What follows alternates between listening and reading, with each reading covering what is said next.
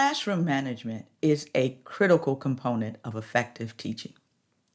Teachers must be able to manage disruptive behavior to create a positive learning environment for all students.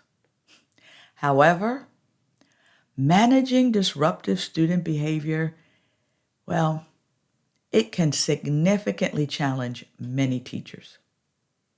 In one study conducted by EAB Global, 61% of teachers and support specialists reported that their students were disruptive.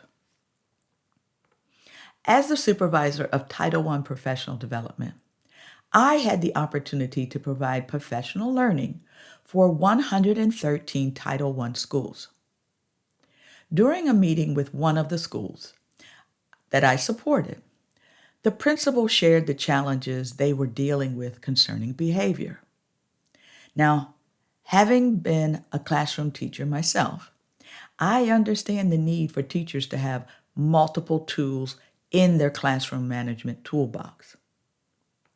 So after conducting a deep dive into the school's data and procedures, in which we found that the school's number of discipline referrals was 3 times higher than any of the like schools that we could compare them to. So what did we do? Well, that deep dive into the data and procedures gave us a great insight as the root cause of the issue. Yes, students bring behavior issues with them into the classroom. But what we determined was that the faculty's lack of effective classroom management skills was a significant area of concern. You see, the majority of the faculty had less than 5 years of teaching experience. So I developed a comprehensive professional learning plan to enhance their skill set. Now, this plan included a combination of lunch and learns, formal presentations, to include one that I conducted, which was relationship-driven classroom management. The plan also included classroom observations, a resource toolbox, and coaching sessions. Over the course of the plan, which was a year-long plan, the leadership team tracked the data and conducted data chats with teachers and students. I'm proud to say, as a result of their efforts, the school saw a drop in the number of discipline incidents. In fact, they cut the number of referrals in half during that first year. You see, dealing with disruptive behavior, well, it can be emotionally draining and hinder the disruptive students as well as their classmates' learning experience. Therefore, providing teachers with support for managing disruptive behavior is essential. One of the most effective ways to support teachers in managing disruptive behavior is through professional learning. Professional learning can help teachers develop effective strategies for managing disruptive behavior, such as setting clear expectations, creating a positive classroom and a positive culture, and responding appropriately to disruptive behavior. You see, teachers need to look at their routines and their procedures. For example, how do students enter into the classroom? What's the way of work around the flow and the cadence of the classroom? How do we de-escalate situations when students are misbehaving? These are all tools that are critical for teachers to have in their toolboxes. One of my favorite books to share when I conduct professional learning was a book by Harry Wong called The First Days of School. Now, I know this book is old, but I will tell you, the principles that are outlined in it are extremely beneficial at all levels, from pre-K through 12th grade. It was a book that I used as a first-year teacher to help me understand how to address disruptive behavior. You see, professional learning not only adds tools in the toolbox, but it also allows teachers to collaborate with each other and share those strategies that have been successful in their classrooms.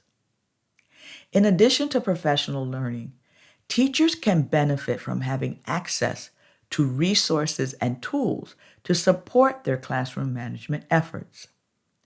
For example, teachers may benefit from access to online resources, such as videos and articles, that guide effective classroom management strategies.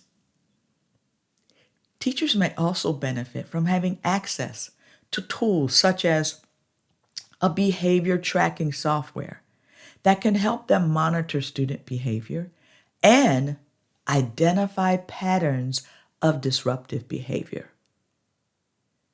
So what we noticed in implementing the plan for the school in classrooms that had especially high levels of disruptive behavior was that the teachers did not have good routines for entering or exiting the class. So helping them be able to track that data allowed us to identify that particular issue. Another effective way to support teachers in managing disruptive behavior is through a positive behavior intervention and support systems. We call this PBIS. PBIS systems promote positive behavior and prevent disruptive behavior by setting clear expectations, providing positive reinforcement for good behavior, and responding to disruptive behavior with appropriate consequences. Yes, students do need to receive consequences, but those consequences should be appropriate to the offense. As a result, PBIS systems are effective in improving classroom discipline and creating a positive learning environment. Managing disruptive student behavior, well, it is a significant challenge for many teachers. In addition, disruptive behavior can be emotionally draining for teachers, and it can also hinder the learning experience for the student that is being disruptive as well as their classmate. Albert Einstein said, "In the middle of every difficulty lies opportunity." So providing teachers with support for managing disruptive behavior, such as professional learning, access to resources and tools, and using PBIS systems, can help improve classroom discipline and create a more positive learning environment. Supporting teachers in managing disruptive behavior can help ensure that all students learn and grow in a safe and positive classroom environment.